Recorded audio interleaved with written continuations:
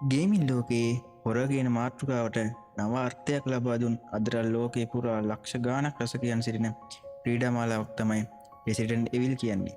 අපි අද බලමු රෙසිඩන්ට් එවිල් සම්බන්ධ වැදගත් තොරතුරු කිහිපයක් මේ වීඩියෝ එකකින්.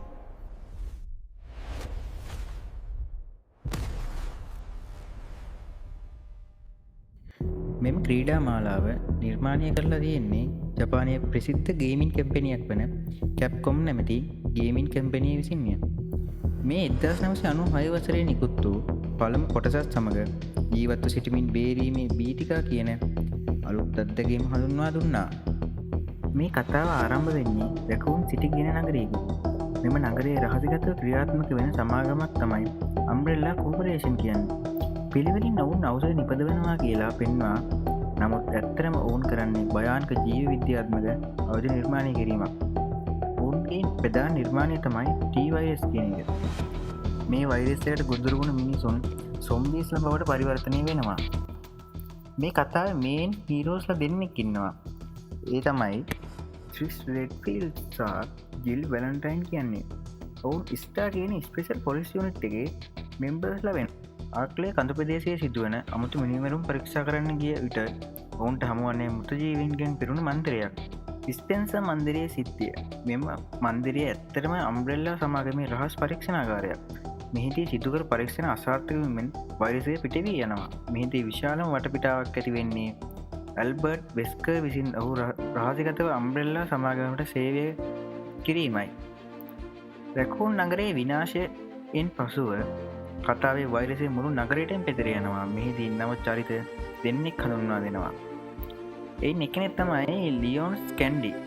ඔහු නව පොලිස් නිලධාරියෙක් වෙන අතර ක්ලියර් රෙඩ්ෆීල්ඩ් කියන්නේ ක්‍රිස්ගේ සහෝදරිය. නගරේ පුරා විනාශයක් ඇති වෙලා අවසානයේ රජයේ නගරය සම්පූර්ණයෙන්ම විනාශ කර දමනවා.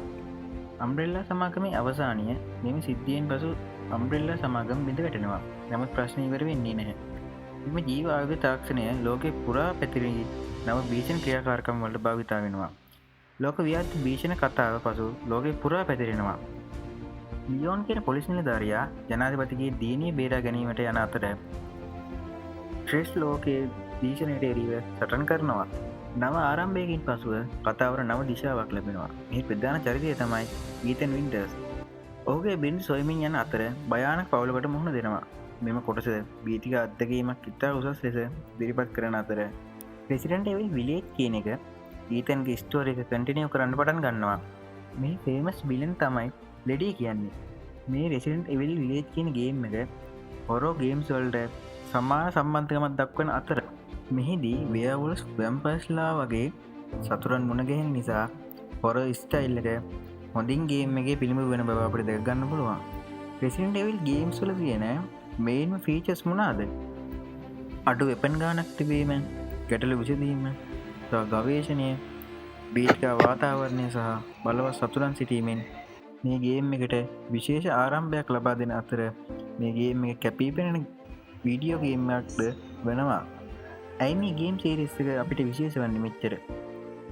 එකක් තමයි ශක්තිමත් කතාවක් තියෙනවා මේ ගේම් එක ඇතුලේ. තව දෙයක් තමයි බීතිය සහ ක්‍රියාකාරීත්වය අතර සමීක්ෂණයක් තියෙනවා.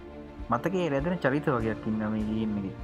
අලුත් ක්‍රීඩා අත්දැකීම් මේන් ලබා ගන්න පුළුවන්.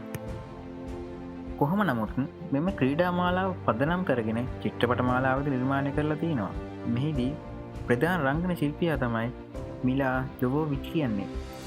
කොහොම නමුත් මේ සරල සොම්බි සීරීස් එකක් නෙවෙයි. මේ විද්‍යාව, මනුෂ්‍ය ලෝකය සහ ජීවත් සිටීමෙන් බේරීම ගැන ගැඹුරු කතාවක් කියලා දෙනවා. වෛරසයක් නිර්මාණය කිරීම පහසු, නමුත් ඒ පාලනය කිරීම අසීරුයි. ඔයාලට මේ කතාව ගැන මොනවද හිතෙන්නේ? ඒ හිතෙන දෙයක් පල්ලෙහාන් කමෙන්ට් එකක් දාගෙන යන්න. මේ වගේ වීඩියෝ නැවතත් බලන්න කැමති නම් ලයික් බටන් එකයි සබ්ස්ක්‍රයිබ් බටන් එක ක්ලික් කරලා අපිට සහයෝගය ලබා දෙන්න. අපි ඊළඟ වීඩියෝ එකෙන් හමු.